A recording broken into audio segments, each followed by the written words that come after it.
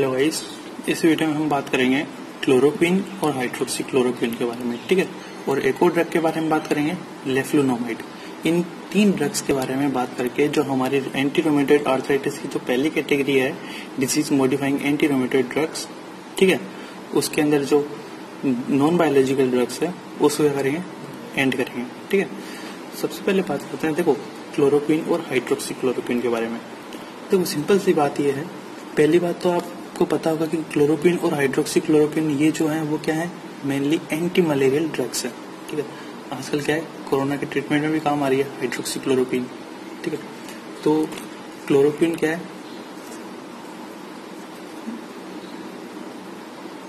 पहली बात तो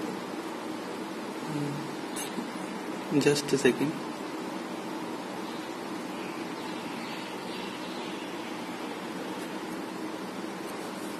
ये जो होती है क्या है,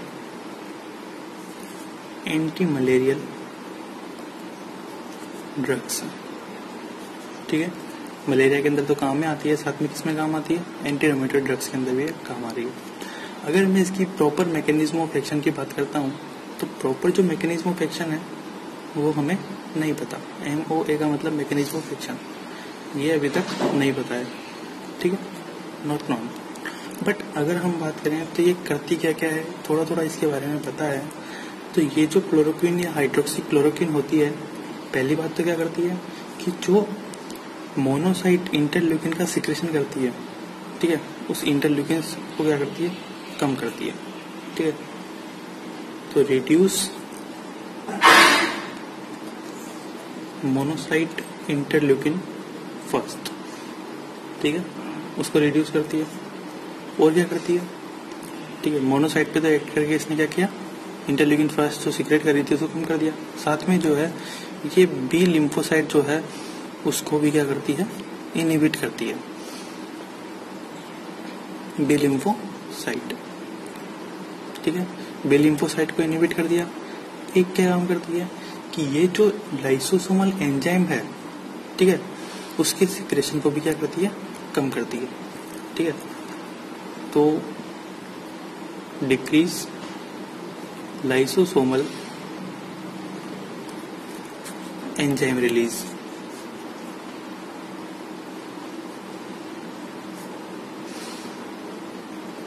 मैं आपको पूरा पॉइंट वाइज बताऊंगा इसके अंदर। और आप जो पैथोलॉजी के अंदर पढ़ते होंगे, स्कैवेंजिंग फ्री रेडिकल, ठीक है, तो उस प्रोसेस को भी क्या करती है, इनहिबिट करती है, मतलब डिक्रीज करती है, decrease lysosomal enzyme release and decrease scavenging free radical, clear guys. अब देखो, जो क्लोरोक्विन और हाइड्रोक्सी क्लोरोक्विन होता है, इसको क्या करते हैं, ओरल रूट से देते हैं, ठीक है, मतलब क्या होती है, टेबलेट फॉर्म में आती है, ठीक है,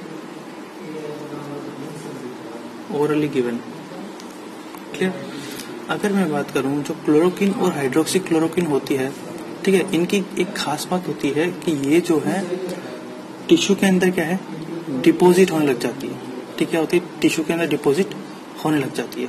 और मेनली कौन सा टिश्यू होता है, मेनली जो मेलेनिन कंटेनिंग टिश्यू होते हैं उनके अंदर ही डिपॉजिट होती है, ठीक है, ठीक है। ये इसका सबसे इम्पोर्टेंट बात है कि डिपॉजिट इन टिश्यू, और कौन सा टिश्यू, मेनली जो मेलेनिन पिगमेंट कंटेनिंग जो टिश्यू है, मेलेनिन कंटेनिंग टिश्यू, उसके अंदर ये होती है, डिपॉजिट होती है। स्पेशली अगर मैं बात करूं तो स्पेशली आई के अंदर जो मेलेनिन कंटेनिंग टिश्यू है उनके अंदर क्या होती है, डिपॉजिट होती है, ठीक है। तो ये बात इम्पोर्टेंट है, ठीक है।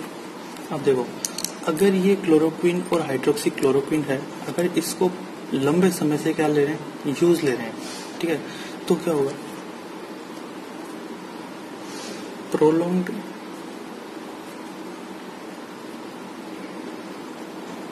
एडमिनिस्ट्रेशन, लंबे समय से क्या लिया है, इसको यूज किया जा रहा है, तो क्या होगा कि जो आँख है, जो आई है, उसमें क्या होगी, कॉर्नियल ओपेसिटी पैदा होने लग जाएगी और क्या होगा, रेटिना डैमेज होने की कंडीशन पैदा हो सकती है अगर इसका प्रोलॉन्ग्ड यूज ले रहे हैं तो।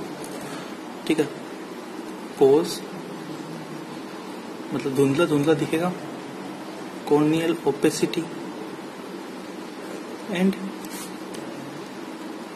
Retinal damage. ठीक है, इस वजह से क्या करते हैं कि जिस पेशेंट को, जो पेशेंट लंबे समय से क्लोरोक्विन या हाइड्रोक्सी क्लोरोक्विन ले रहा है, उसको क्या है, ऑप्थेल्मिक एग्जामिनेशन के लिए, मतलब कम से कम साल में एक बार ऑप्थेल्मिक एग्जामिनेशन कराना चाहिए। ठीक है, तो मैं यहाँ पे लिख देता हूँ कि ऑप्थेल्मोलॉजिक, कि आपके भाई जो है कॉर्निया और जो रेटिना है वो सेफ है ना, ठीक है ना, इसलिए क्या करते हैं, ऑप्थेल्मिक एग्जामिनेशन किया जाता है। Examination should be done at least once a year। ठीक है, किस पेशेंट में, उस पेशेंट में जिसमें क्या करते हैं, इसका प्रोलॉन्ग यूज ले रहा है। ठीक है, अगर मैं देखो ये क्या है, एक तरह का साइड इफेक्ट ही हो गया, एडवर्स इफेक्ट ही है। अगर मैं इसके, ये तो मैं बोल सकता हूँ कि ये क्या है, एडवर्स इफेक्ट की कैटेगरी में ही आता है ये। ठीक है, ये एडवर्स इफेक्ट की कैटेगरी में ही आता है, बोल सकता हूँ। अगर मैं दूसरे एडवर्स इफेक्ट या साइड इफेक्ट की बात करता हूँ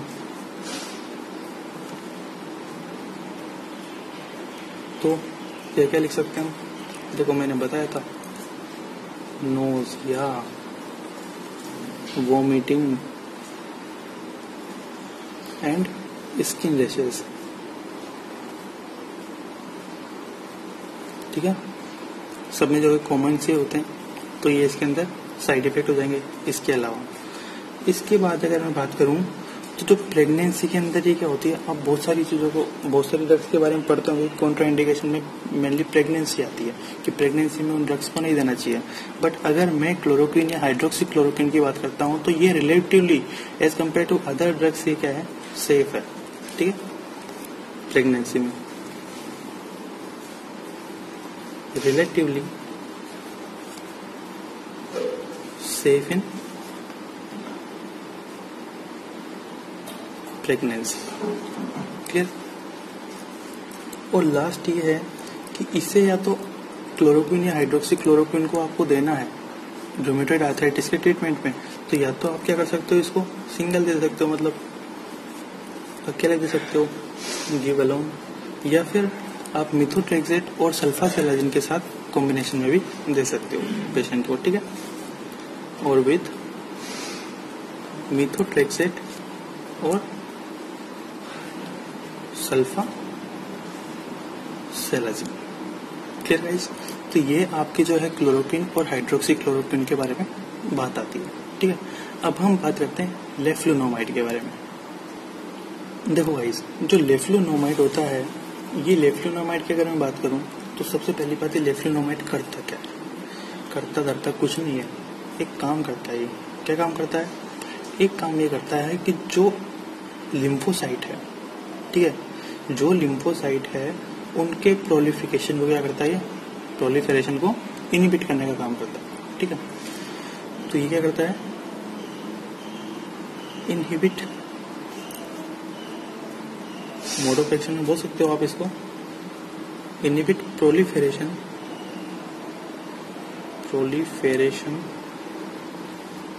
inhibit proliferation of stimulated जो लिम्फोसाइट है उनको। ठीक है गाइस, पहली बात समझ में आ गई। दूसरी बात हम करते हैं कि जो लेफ्लुनोमाइड है, इसके एक्टिवेट जो मेटाबोलाइट है, ठीक है, वो एक्टिवेट मेटाबोलाइट क्या करते हैं, दो एंजाइम को इनहिबिट करने का काम करते हैं। कौन से दो एंजाइम, ये याद रखना इंपॉर्टेंट है। एक तो है, याद मैं देखता हूँ, इनहिबिट, दो एंजाइम को इनहिबिट करते हैं, कौन से, एक तो है dehydro orotate, dehydro orotate dehydrogenase.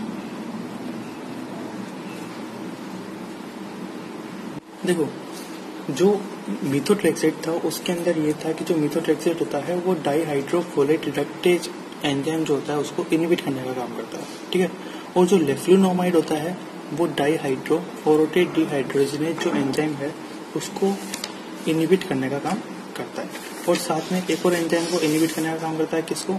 ये करता है पायरिमिडीन सिंथेसिस को इनहिबिट करने का, ठीक है।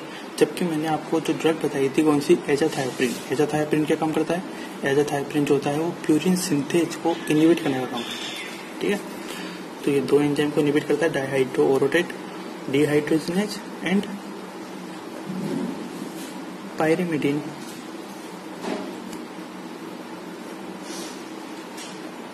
सिंथेसिस। क्या करता है? पायरिमिडीन सिंथेसिस को इनहिबिट करने का काम करता है, ठीक है। Pyrimidine synthesis in actively dividing cell. जो एक्टिवली डिवाइडिंग सेल होती है उनमें क्या करता है? पायरिमिडीन सिंथेसिस को इनहिबिट करता है और डायहाइड्रो ओरोटेट डिहाइड्रोजनेज को क्या करता है? इनहिबिट करने का करता है। देखो तीसरा पॉइंट हम बात करते हैं कि जो लेफ्लुनोमाइड है, लेफ्लुनोमाइड को आपको जो है एंटी रोमेटोइड ड्रग्स के रूप में अगर आपको देना है लेफ्लुनोमाइड को, तो या तो आप इसको अकेले यूज कर सकते हो या फिर मीथोट्रेक्सेट के साथ यूज कर सकते हो, ठीक है। तो यूज्ड अलोन और with methotrexate in treatment of rheumatoid arthritis. Clear guys? एक हम बात करते हैं कि जब इसको ओरली देते हैं तो ओरली जो है इसका कंप्लीट एब्जॉर्बेशन हो जाता है, ठीक है। तो कंप्लीटली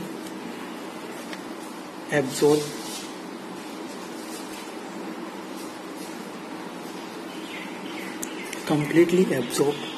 आफ्टर ओरल एडमिनिस्ट्रेशन।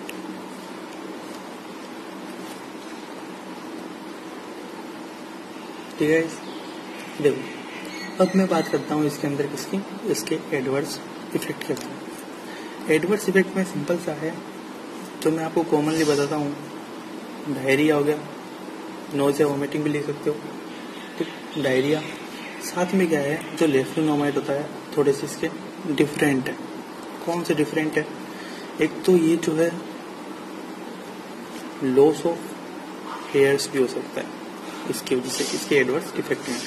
साथ में जो है लिवर टॉक्सिसिटी भी पैदा हो सकती है, ठीक है, लिवर टॉक्सिसिटी। इसके अलावा स्किन रैशेज हो सकते हैं, ठीक है, स्किन रैशेज। और एक कंडीशन और पैदा हो सकती है, वह है ल्यूकोपीनिया।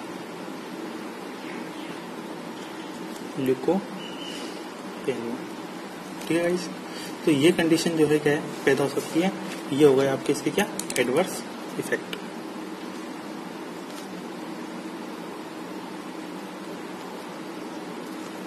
ठीक है, एक और बात करता हूँ कि जो लेफ्लुनोमाइड होता है उसको कौन सी कंडीशन में नहीं दे सकते, मतलब कॉन्ट्रा इंडिकेशंस के बारे में हम बात करते हैं। देखो कॉन्ट्रा इंडिकेशन में सिंपल सा है, चिल्ड्रंस को हम ये वाले, अगर चिल्ड्रन के अंदर क्या है रोमेटोइड आर्थराइटिस डिजीज हो रही है तो उसके अंदर आप लेफ्लुनोमाइड का यूज नहीं कर सकते, ठीक है, चिल्ड्रन को आप नहीं दे सकते। साथ में जो है प्रेग्नेंट जो वुमेन है, प्रेग्नेंट वुमेन को आप नहीं दे सकते ये वाली ड्रग। और जो लैक्टेटिंग मदर है, ठीक है, उनको भी आप ये ड्रग नहीं दे सकते, ठीक है गाइस। तो ये आपके जो है लेफ्लुनोमाइड खत्म होता है। और इसके साथ जो हमारी पहले कैटेगरी है नॉन बायोलॉजिकल ड्रग्स की, डीएमए आरडीएस की नॉन बायोलॉजिकल ड्रग्स की, वो कैटेगरी हमारी क्या होती है, खत्म होती है। Thank you guys watching for this video. अगर आपको ये वीडियोस पसंद आते हैं तो आप प्लीज़ चैनल को सब्सक्राइब करें और हमारे जो है चैनल को शेयर करें और वीडियो को लाइक करें। Thank you.